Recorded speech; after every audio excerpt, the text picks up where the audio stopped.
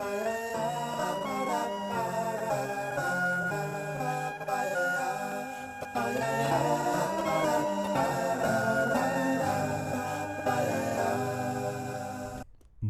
chopped. Lorence chopped wood in a mystical glen of the greater Fogwood Forest. As he chopped, Morton, the chief ambassador pigeon, descended through the canopy and perched on a branch in front of Lorence. Hey, Lorence. Morton huffed. Lorence looked at Morton in between swings and nodded. Hey, Lorence, there's something that we all wanted to talk to you about.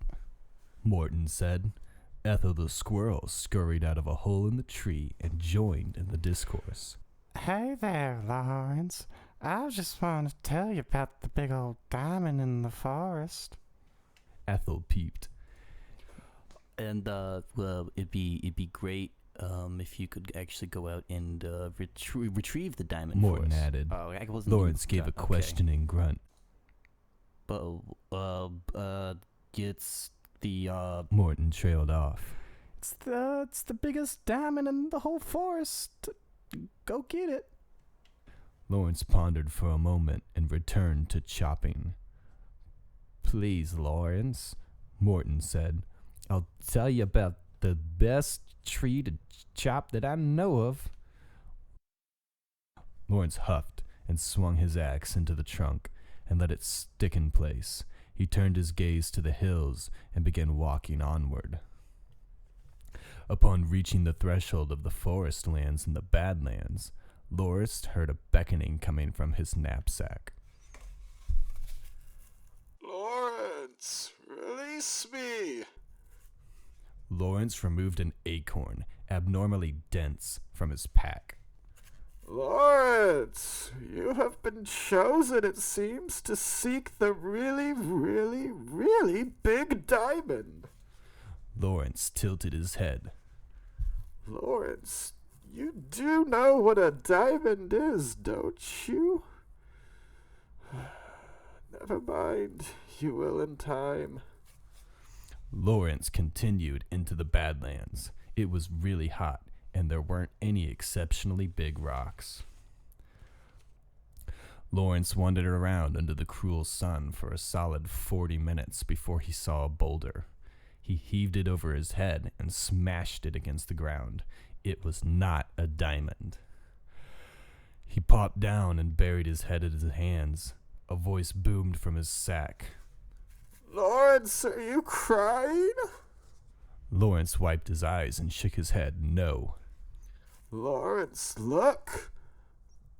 That guy over there, Lorence, he has a diamond. It looks really big. Lorence saw a young man trying to drag a tortoise-sized diamond with a short length of rope. Lorence stumbled down the hill and approached the lad. The lad turned to Lorence and said, "Hey man, can you give me help? Can you help me move this giant diamond? I think I've almost got it. I just need a little bit of a push." Lorence picked up the diamond with ease. "Wowee, you're strong. Could you take it to my house, conveniently located right next to the forest?" Lorence grunted. "Oh, well that's a good point. How could I feasibly expect to turn a profit on such an esoteric commodity with no utilitarian value in a market trending towards optimization and specialization? Why don't you just take it?" Lorence turned his back to the lad. "Whoa, buddy. I'll let you have it if you just ask nicely. Say please." Lorence grunted. The lad crossed his arms. Lorence sighed and grunted louder.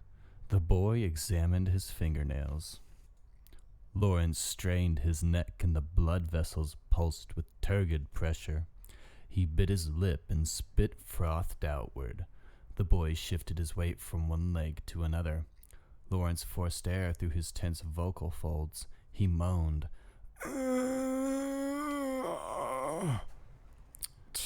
"Almost," the boy said, flipping his suddenly majestic hair.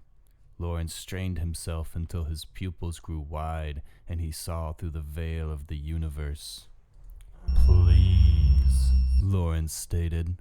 The words flowed from his now articulate lips like thick molasses slowly flowing across fields of buttered honey. The boy was wide-eyed and amazed as Lorence turned and strutted back home with the diamond. He made good time and soon plopped the diamond down at the feet of the tiny woodland creatures. They accepted the diamond with wonder and slight dismay that Lorence was again home to destroy their home. But Lorence turned to depart. Where are you going? Morton asked. My dear Morton, I have tasted things unseen and drank from the springs of jubilance. I cannot return to my life before. I must embrace the fiery sun. Oh, well, how will you even get to the sun? I will conspire with the stars.